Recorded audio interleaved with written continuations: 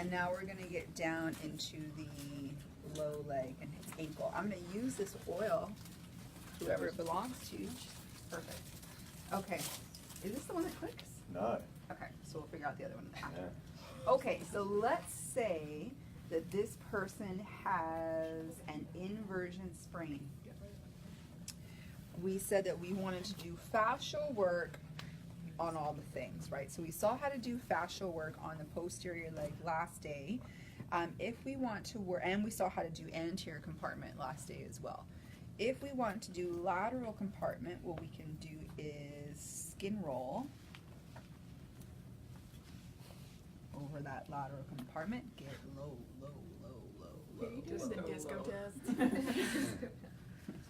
Drop it like it's hot. Okay. So we're gonna roll. Adrian, you're not jealous for pretty face. Cookies. Too many though. Cookies. They're gluten free. Too many. No, extra gluten. Nice. Extra gluten, extra butter, Not extra sugar. I left the calories out so you can have extra though. Don't worry about it. So kind of you. Don't worry about it. Okay, so blah, blah, blah, skin roll, skin roll, skin roll, skin roll, skin roll. If we want to friction the anterior talofibular ligament, so this ligament lives, where are you? That's going to be calc fib. It's going to be about here. We need to confirm with them where the tender spot is. And then we would do cross fiber frictions, and we would go friction, friction, friction, friction, friction, friction, friction, 90 seconds times 3, and then into our inversion. After that, we've missed a step. Adrian, go back, girl. What have you done? We forgot to show the NMT. So we would do our NMT before we do our friction. So we do fascial work, then we do some Swedish, and then we get a little bit more focused. So fib long, O and I, just distal to the fibular head. And then we strip, strip, strip. How's that pressure for you? That's like a 2. A 2? Okay. Boom, boom. All the way down. These muscles will have gone into spasm trying to stabilize. So before we strengthen them, we need to reset the tone, bring it down to neutral. So we're going to decrease that spasm with our NMT techniques. Then we're going to do our frictions.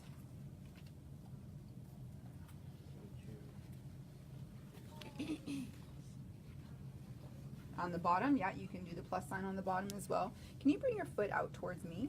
Boom. So that's where it becomes tendinous. You can rest. And we're going to go O and I. Boom, boom, boom, boom, boom. Horizontal, ontal, ontal, ontal.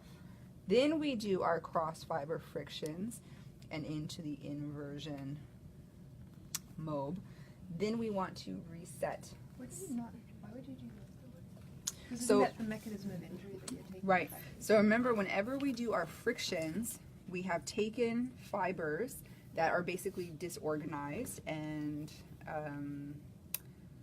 a big old mess. So what we're going to do is friction, friction, friction, friction, create heat, break it down, break down those adhesions, and then we pull it into a stretch position that is longitudinal to those fiber directions.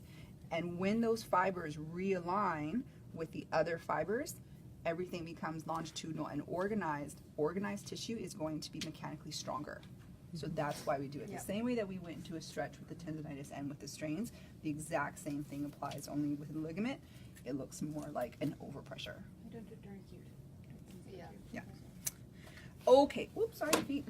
Okay, what comes next? Next, we stimulate the peroneals. So, what I'll have you do is just push out this way for me, Tom. That's good. Hold that strong, and we're going to go tap, tap, tap, tap, tap, tap, tap, tap, tap. I'm gonna switch my hands. Tap, tap, tap, tap, tap, tap, tap, tap, tap. And you can rest. And again, tap, tap, tap, tap, tap, tap, tap, tap, tap. And again, tap, tap, tap, tap, tap, tap, tap, tap, tap. And again, tap, tap, tap, over and over and over and over and over again. Okay. Migraine fixed. How does your leg feel? Okay, so let's say that we see that this person has a history of plantar fasciitis, so we decide that we're going to go ahead and work on the plantar fascia as well. We have already released gastroc and soleus. Gastroc and soleus work is always going to be a component of our plantar fasciitis treatment. Cameraman, I'm going to come where you are. So question then, you probably only do say 5 to 10 minutes with them prone, and then Well, you've got a whole hour, so what? I mean, you can budget your time. You can budget your time however you Right. feel is most appropriate. Okay, so with plantar fascia, we want to treat it fascially, right? So one thing that we can do is a little pin and stretch. So I'm going to load into the plantar fascia with my thumb just distal to the calcaneus. I'm going to load towards the calcaneus, and then I'm going to take those toes into a dorsiflexion. And as soon as I start to dorsiflex, I can feel that tension start to load into the plantar fascia. And for someone who has plantar fasciitis, even something as simple as this can feel quite intense for them.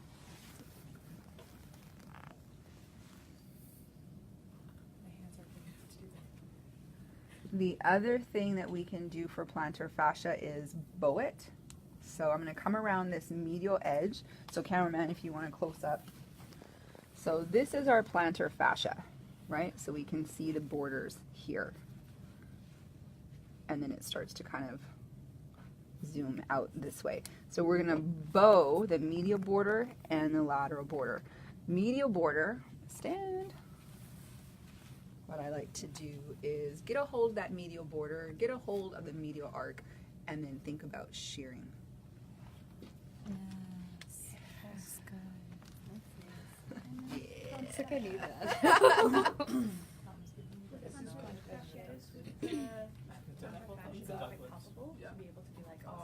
It'll feel gnarly. Yeah, it'll feel really gnarly and thick.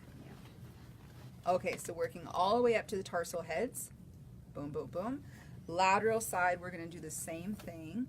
So finding that lateral border and then lateral arc and then shearing away.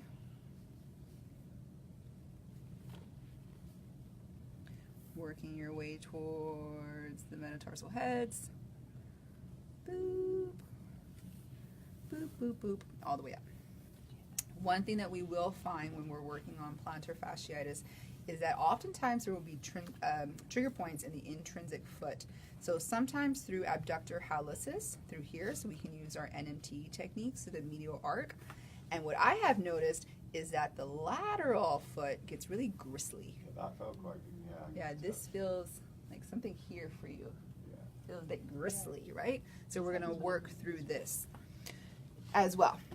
In terms of frictions for our plantar fasciitis, the friction site, so we said that our plantar fascia originates from the medial and lateral calcaneal tubercles. Oftentimes at this site there is a risk for developing a bone spur. So we're going to move away from those attachment sites just 2 to 3 centimeters, and we're going to friction right here. This is going to be our friction site. So I'm going to come around, you can sneak your camera over my shoulder. We're going to load in and then friction, friction, friction, friction. Friction, friction, friction, friction. Friction, friction, friction, friction. Are you keeping the toes And still it's, extended? sorry? Are you keeping the toes extended? I'm mostly just keeping the foot out of my way. Okay. Sometimes a person has a very like Yeah. plantar flexed foot, so we just want to keep it out of the way just to give me a little bit more space to work. But we're not doing like a big longitudinal stretch as if it had a sheath. Okay. Right? So we do our frictions, frictions, frictions, frictions. And as with all frictions, after we complete the frictions protocol, we go into step 2, which is the stretch.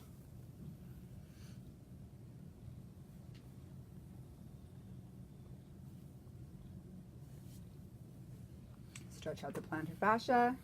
Done. So that would be the plantar fasciitis treatment. Gastrocs, plantar fascia, intrinsic foot muscles. If our plantar fasciitis patient, God bless the United Church, if we notice that they also have a pronated foot, then what we want to do is mobilize that pronated foot back towards neutral. So a pronated foot, we said, is going to be a combination of hindfoot valgus, so our calcaneus has rolled inward, and our forefoot has rolled outward, which means in terms of mobilizations, we want to do the opposite. So when you've got your hands on this foot and you are trying to increase supination, what I would do is keep your outside hand on the calcaneus, keep your inside hand on the forefoot, and then from there, outside hand rolls the calcaneus outward, inside hand rolls the forefoot inward, and then overpressure. That's the first joint mob. So this is like a general joint mob, just trying to increase that arc. The next one that we're going to do is going to be for navicular. So remember, navicular is in the medial arc. So that's step one, come to the medial arc. Step two is find the navicular. So navicular is the big bony shelf distal to our medial malleolus. So immediately distal and then one level forward, you're going to find a big bony shelf.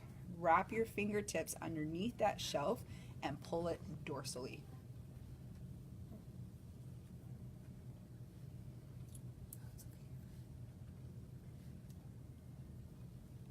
That's the dorsal glide for navicular. If they have pes planus. If they have pes planus, yeah. If they have pes planus, they will also have their talus pointing into dorsiflexion and collapsing into a medial rotation, in which case we want to laterally rotate and tilt it into a dorsal direction. So the first thing that we're going to do is find talus. So talus, where you at? There he is. Okay, so there's talus. We said to find talus, we look at the two big tendons on the dorsum of the ankle, and we come to either side, right? So now I'm on the neck of the talus, so I can feel that little ridge here between talus and navicular. In a pronated foot, it'll be doing something like this, and what we want to do is rock it laterally. Rock it, sock it. The other thing that we want to do is tilt it backward. So what we're going to do essentially is turn the talus like a key. We're going to do like this. We're going to use both hands. One hand is going to come to the talus, and what you'll feel is a little ridge. Can someone grab me Mr. Bones' foot off of the table, please? And I'll show you what I'm feeling. Thank you. Okay. So what I feel is this little ridge right here. So we want to feel this ridge and then shoot backwards until we come to this divot. So we've got one hand on the divot. That's going to be your dorsal hand. Your plantar hand is going to line up on the plantar foot, line it up perfectly with that first finger. So you're going to be like this. And from there, what we're going to do is we're going to push up from the underside, and we're going to rock back from the top side. So we're doing something like this. So in effect, what we're trying to do is this with the talus. This one is not always super comfortable for them. Would you have them dorsiflex as well?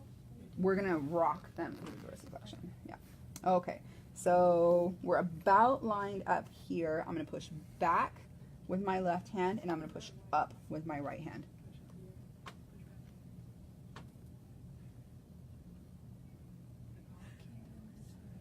So we're gonna rock the talus.